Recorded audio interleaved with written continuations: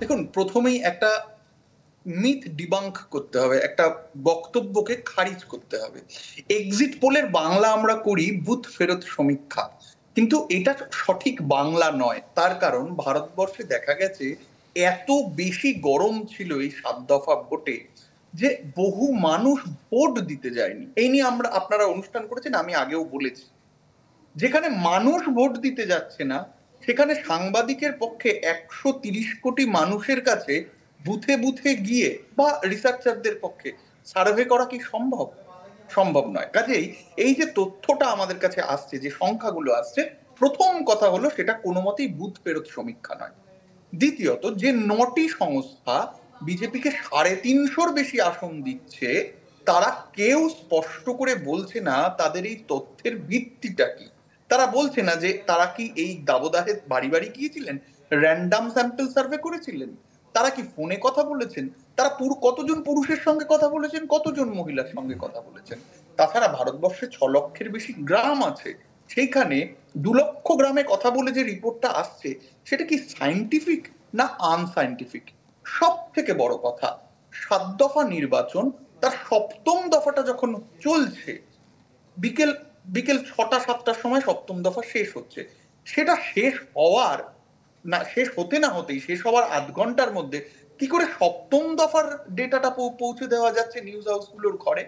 ফলে এই নিয়ে সন্দেহ আছে। এটা গেল এক। দুই, আপনি যদি 2004 সাল থেকে দেখেন, 2004 সালে ভারতবর্ষে ধরে নেওয়া হয়েছিল অটল বিহারী বাজপেয়ীর এনডিএ সরকার হবে, এবং সমস্ত এক্সিট পোল তাই দেখিয়েছিল।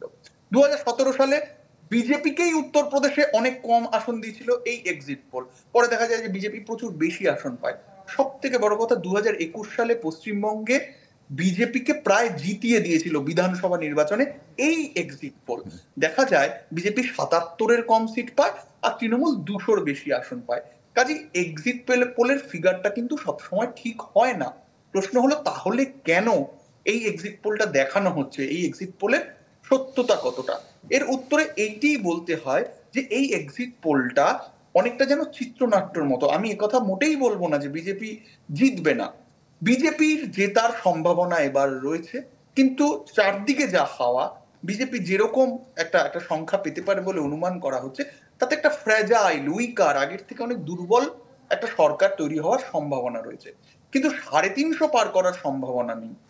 এটা বলা হচ্ছে কেন? তার কারণ এটা বললে যে আসনগুলোতে নেক টু নেক ফাইট, সেখানে বিরোধীদের কর্মীদের আত্মবিশ্বাসটা যাতে টাল খেয়ে যায়, তারা যাতে কাউন্টিং রুমটা আগেই ছেড়ে বেরিয়ে যান, গণনা কেন্দ্রে যাতে পুরোটা তারা ধৈর্য ধরে অপেক্ষা করতে না পারেন, এটা একটা সাইকোলজিক্যাল ওয়্যার। তাদেরকে মানসিকভাবে বিধ্বস্ত করে দেওয়ার জন্য এই এই তথ্যটাকে সামনে রাখা হচ্ছে। বিজেপির ভাষায় বললে এটা একটা জুমলা। অর্কদেব, আরেকটি বিষয় একটু জানতে চাই। বিজেপির একটা অনেক বড় লক্ষ্য ছিল পশ্চিমবঙ্গে তাদের কবজাটা বাড়ানো বা আরও আসন নিজেদের দখলে নিয়ে আসা। এবার নির্বাচনে কি হতে যাচ্ছে, আর একই সাথে যদি আপনার দক্ষিণাঞ্চলে বিজেপি আসলে কেমন করতে যাচ্ছে, আপনার মূল্যায়নটা যদি আমাদের সাথে শেয়ার করতেন। দেখুন, পশ্চিমবঙ্গের ক্ষেত্রে বলি, পশ্চিমবঙ্গের সমাজটা হলো পার্টি সোসাইটি। পার্টি সোসাইটি মানে এখানে সবাই রাজনীতিতে ইনভলভ, চায়ের দোকান থেকে শুরু করে সমস্ত জায়গায়, এমনকি ছাত্রদের মধ্যেও রাজনীতিটাই হট টপিক। এইবার এইরকম একটা সোসাইটিতে কে কোন দলে ভোট দেয় সকলে জানে। ফলে মাথাটা গোনা থাকে আগে থেকে। রাতারাতি কোনো দলের ভোটার অন্য দলে শিফট হয়ে যাবে এমন সম্ভাবনা পশ্চিমবঙ্গে দেখা যায় না।